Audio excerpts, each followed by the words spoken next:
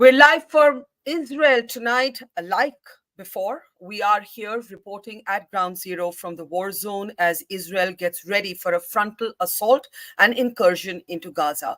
I'm Barkha Dutt, you're with the Mojo Story. You have been watching our ground reports from the Gaza border, where a massive military buildup is taking place of both tanks and troops that are getting ready to enter Gaza to quote unquote dismantle Hamas.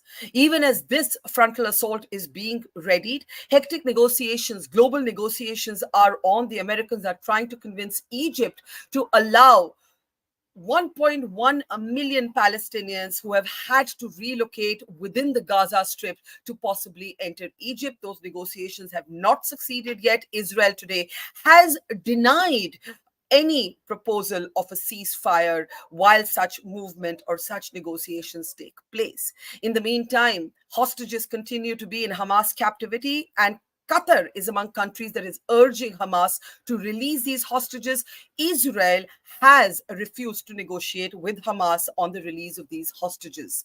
There are global repercussions to what is happening in Chicago in a hate crime. A 6-year-old Palestinian boy has been stabbed to death.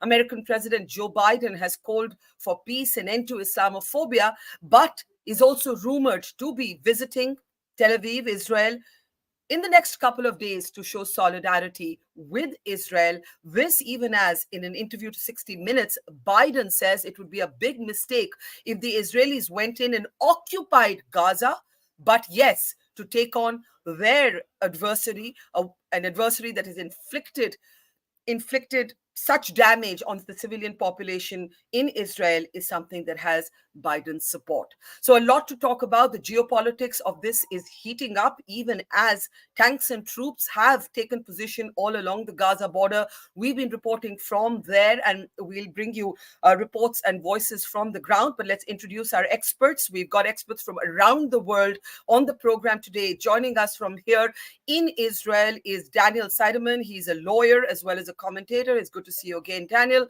Also joining us from India today is one of the country's best foreign affairs and strategic affairs analysts, Hasnain Haider. Always a pleasure. Hasnain, joining us from the United States today is Bradley Martin. Bradley is a journalist with the Jewish News Syndicate. It's good to see you, Bradley.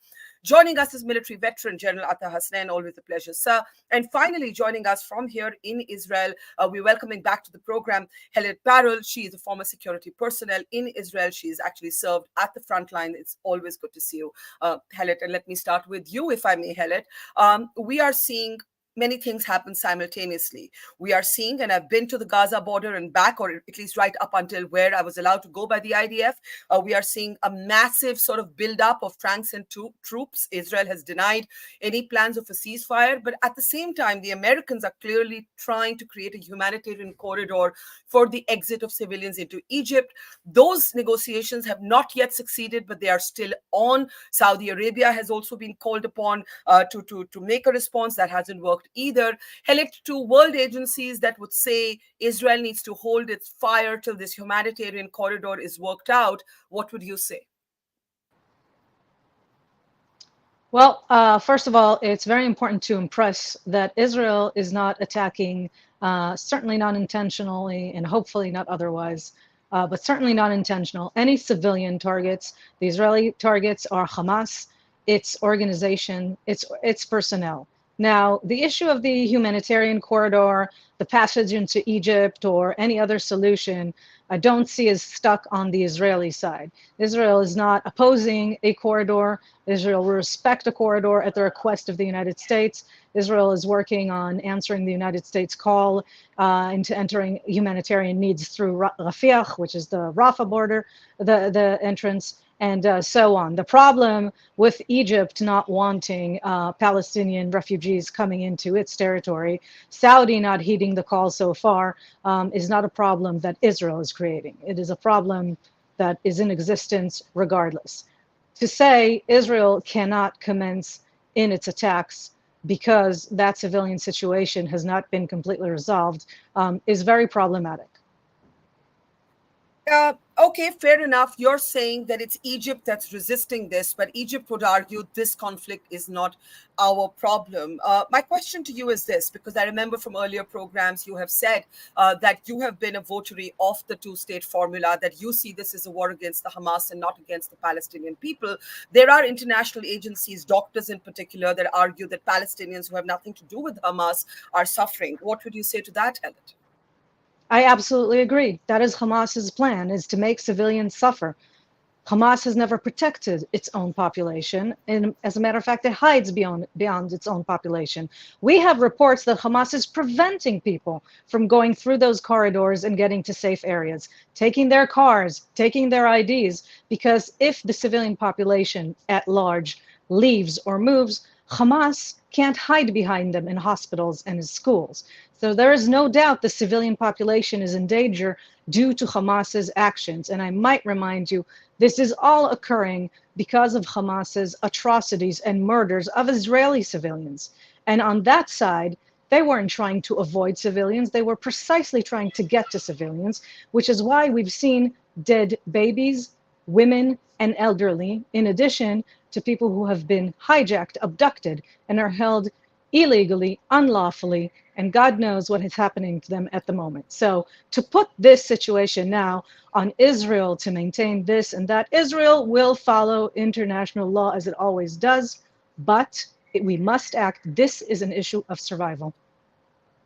Daniel Seidemann, I was at the National Forensic Laboratory in Tel Aviv today, where the doctors that were showing us images of the condition in which they found the bodies. Those images are too graphic for us to broadcast on this program.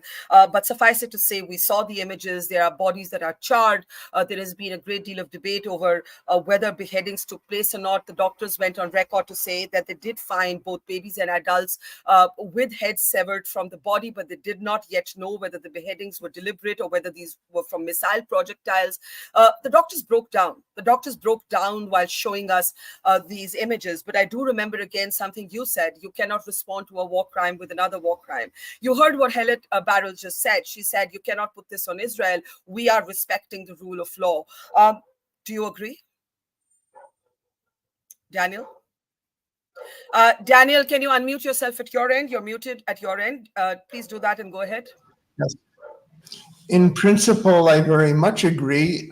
In practice, I'm not sure. You have probably seen more of the visuals than I have. Number one, much of the footage is not shown here, and I agree. It's just too much. We're already suffering from emotional overload. It is the primary goal of this government to make sure that atrocities like this do not happen again. And above and beyond that, the safety and security of the hostages. There's just one heart-wrenching story after another. And we have to do what is necessary militarily. We all feel that. On the other hand, whoever is to blame, there are Palestinian millions on the other side, most of them on the other side, who are no more culpable than my children are. They're victims. At the moment, I don't want to deal with the blame game. They're victims. I'm in the curious position. I work in Jerusalem. I work on the subject of Jerusalem. I'm speaking 20, 30 times a day with my Palestinian friends on the other side of town. And they're reporting to me what their families are going through in Gaza. The question, when Hilat says Israel will obey international law, how good we are, it's not at the moment. We're not dealing with that. What does it take for Israel to make sure that the hostages will be safe and that this will not recur in a way that will not force us to create disproportional harm, injury, inevitably, to innocent Palestinians? What I hear often now, I speak this with humility, I hear this from the people who have loved ones who are hostage or their whereabouts are not known. And they're saying, please don't avenge yourself on the Palestinians. I very much agree with that. Okay, so two very different perspectives here within Israel. I want to play out a very small clip of a survivor of the Hamas terror attack that I interviewed. It's a counter view to what Daniel just said. He actually said he blames all Palestinians. Not too many people will come out and say that without the political correctness associated with it, but he said it, and he said he felt the reason was that Gazans had supported Hamas. He also said that among those who have been killed in the terror attack, he said, quote unquote, are the most left-wing liberal Israelis who actually had many Gazan friends, and that they would help, Gazans with Palestinians with cancer, they would drive them to hospitals. I just want to play out a very brief clip of this. It gives you the full array of the mood in Israel. Helit, Daniel, and now this gentleman, a survivor of the terror attack. We tried everything. The population over there when I live is the most left-wing, extreme left-wing. They used to drive people with cancer, terrorists with cancer from Gaza in their own car to hospitals in Israel. And these are the people that are dead. And each and every one in our surrounding and also in the country is very furious. We built this country so we won't have another Holocaust. And we had another small Holocaust. We are angry and there will be consequences. We are angry and there will be consequences. General Hasnain, here's the point.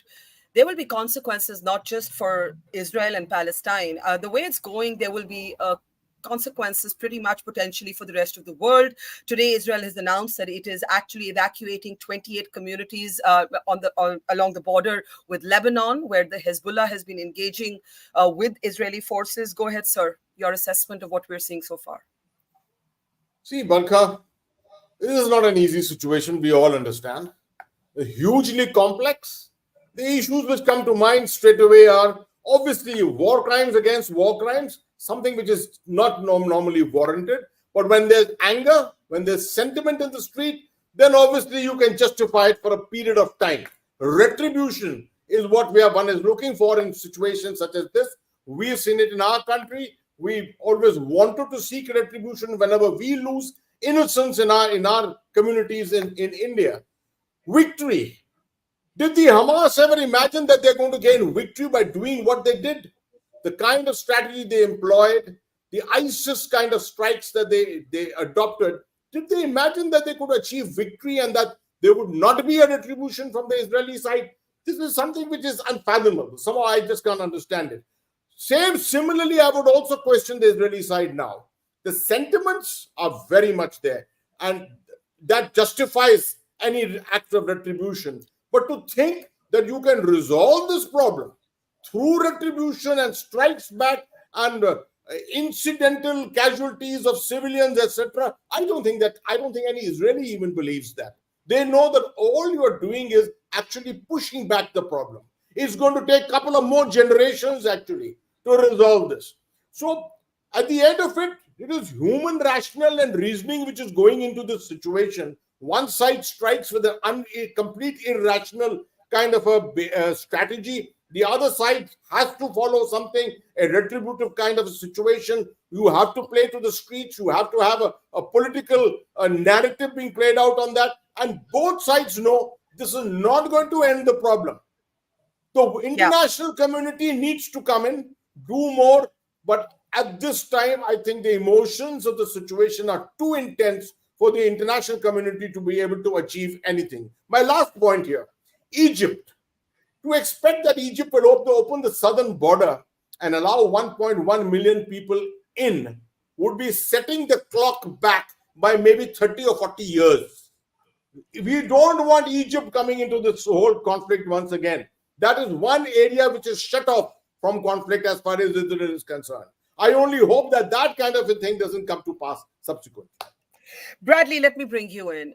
General Hasnain has a critique for responses on both sides. Those who put the morality of this on Israel, arguing that any country would operate from self-interest, and so would India, so would the United States of America, and so is Israel.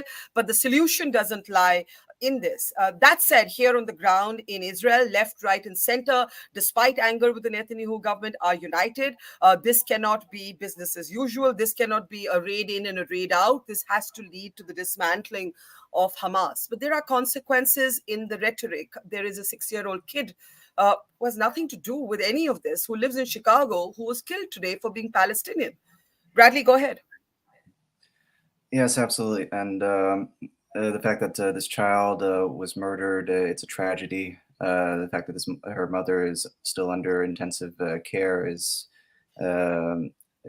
my thoughts and prayers are for them. The fact is that the people who are responsible for all of this is Hamas.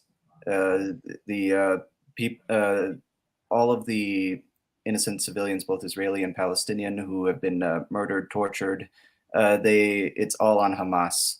And the fact is that any response needs to be directed directly towards them. We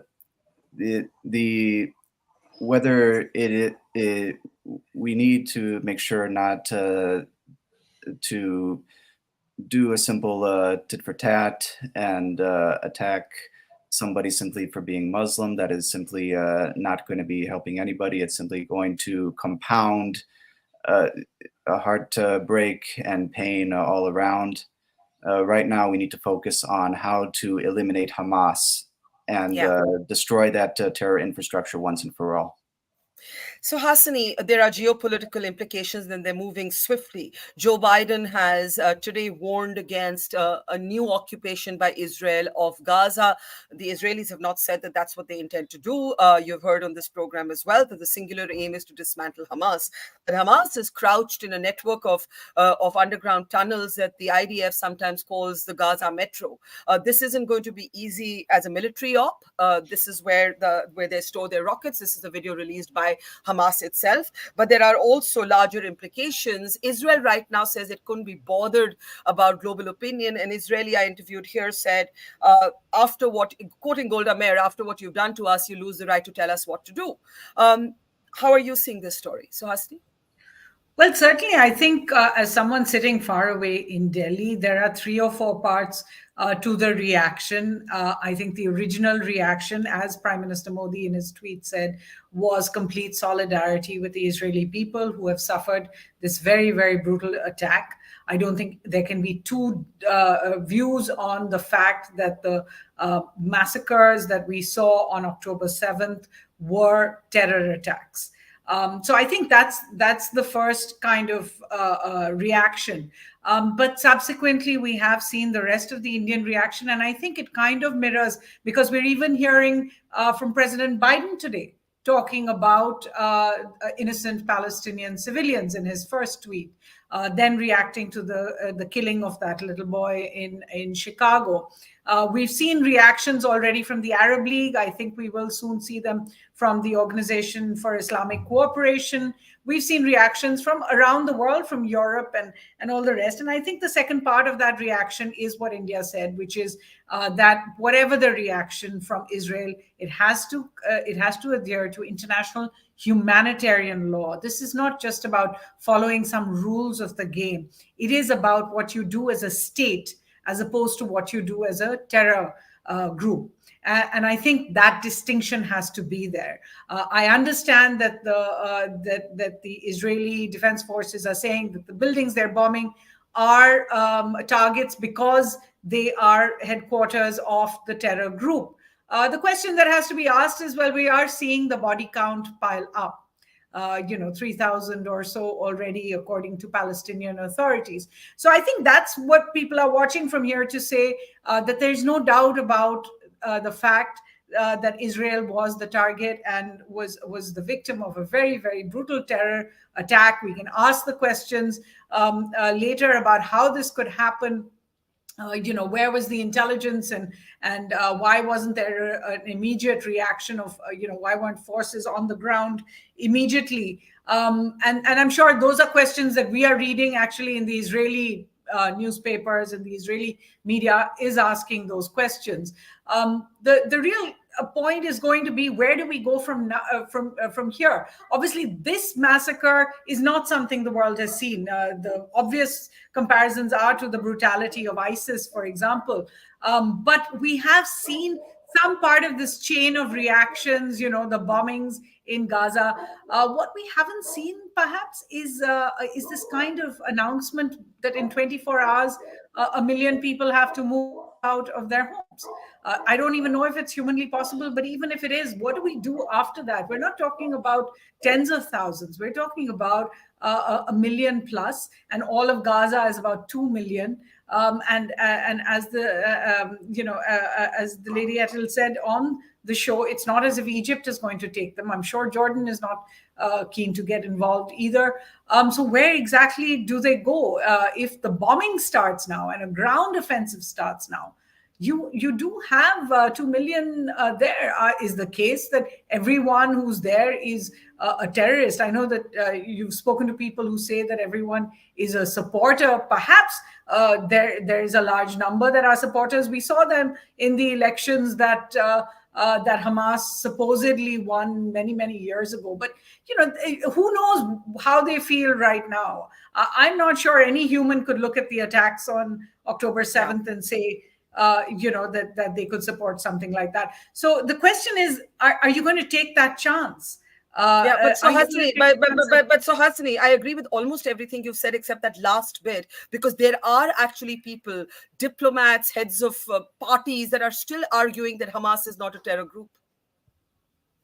Well, that's a nomenclature, Barkha, and I don't think it matters to how it will proceed from here. One of the statements we did hear this week was the whole idea of defining what is a terror attack, and the fact that the world does not actually agree on it. There is not one definition of what a terror attack is. But I think what we saw on October 7th, really, the idea of what they say as many as 1,500 young men who were trained to go and kill as many people as possible. What were they trying to do? They were trying to terrorize a civilian population.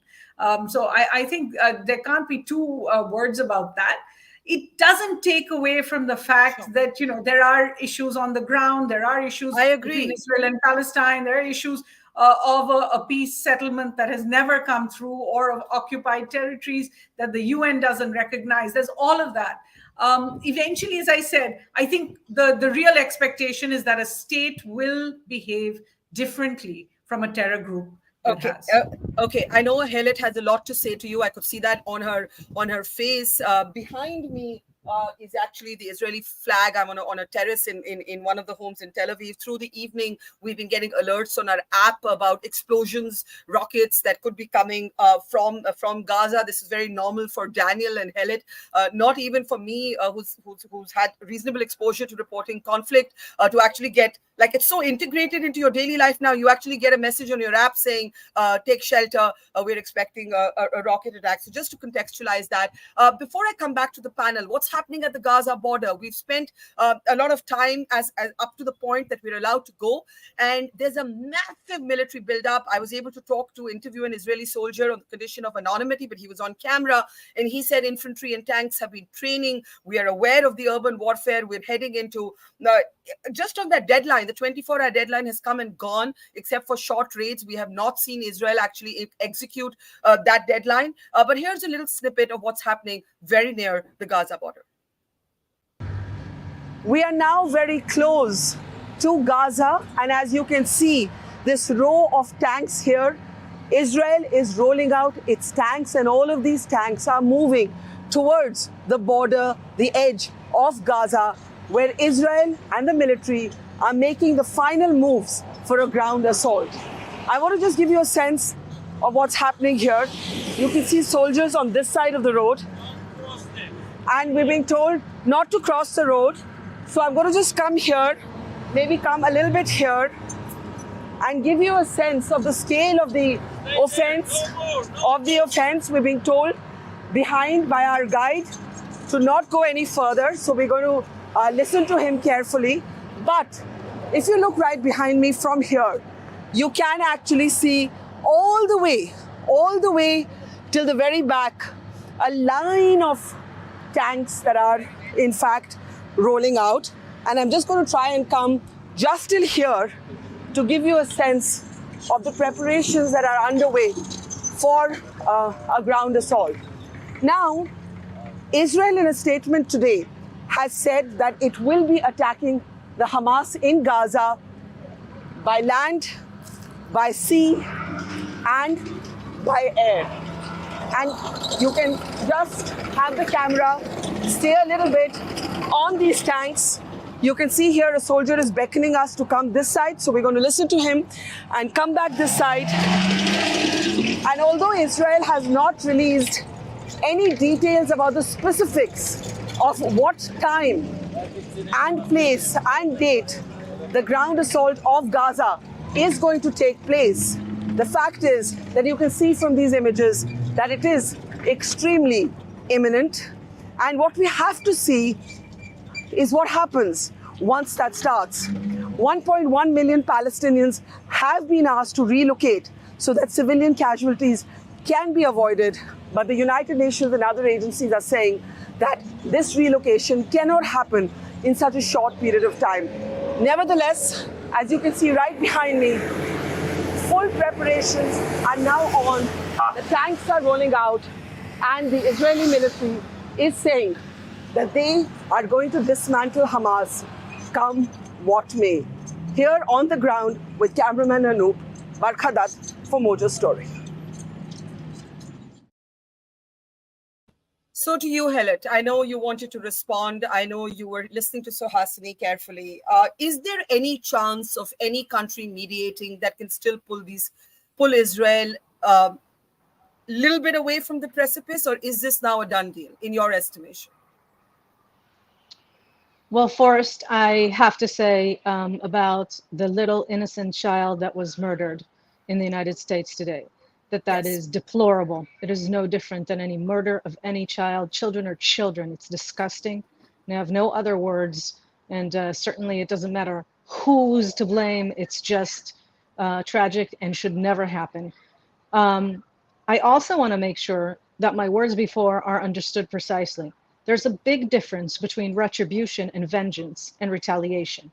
Those are different things. I, unlike what we hear the descriptions of, am not encountering so much a desire for vengeance. I am encountering a true fear for survival from people, many, many people whose very basic sense of security has been ruined completely. And what we are asking, what the people are asking is, return that sense of security. We have let something grow on our border that is so large and is so evil that we cannot live with it anymore.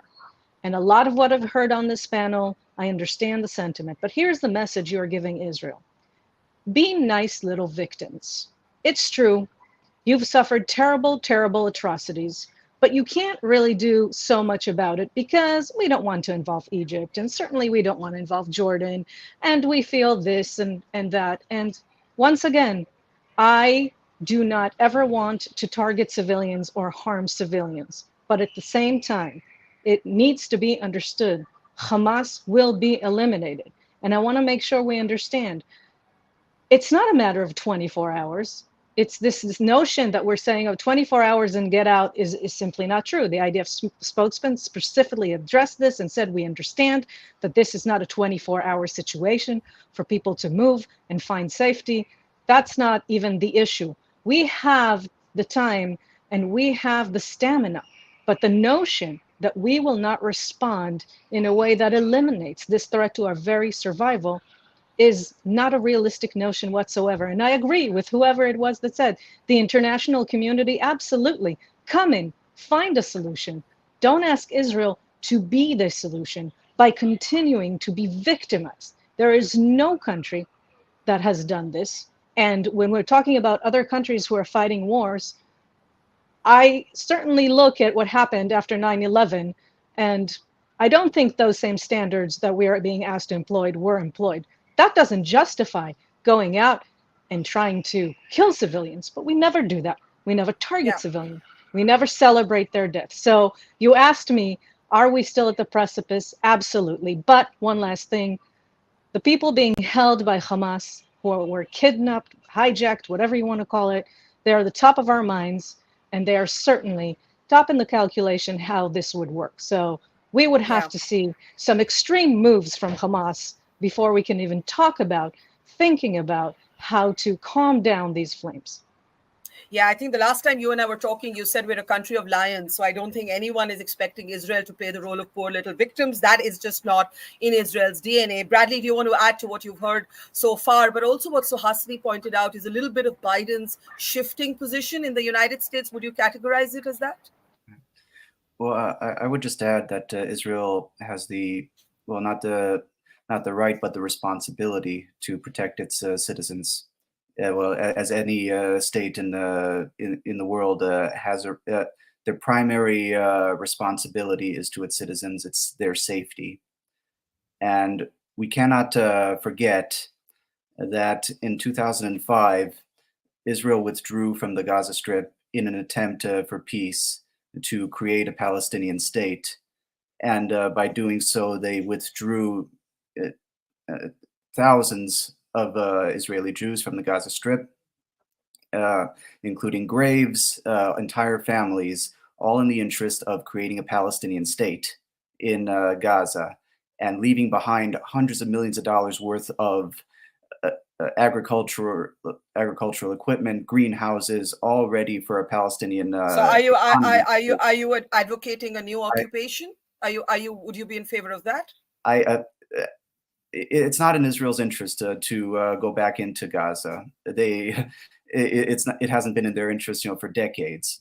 Since in 1979, Israel attempted to hand over control of the Gaza Strip to Egypt in a peace agreement when they withdrew from the Sinai Peninsula, and Egypt said no. And it seems to be a common theme in that Egypt does not want any responsibility for their Palestinian Arab brothers in Gaza.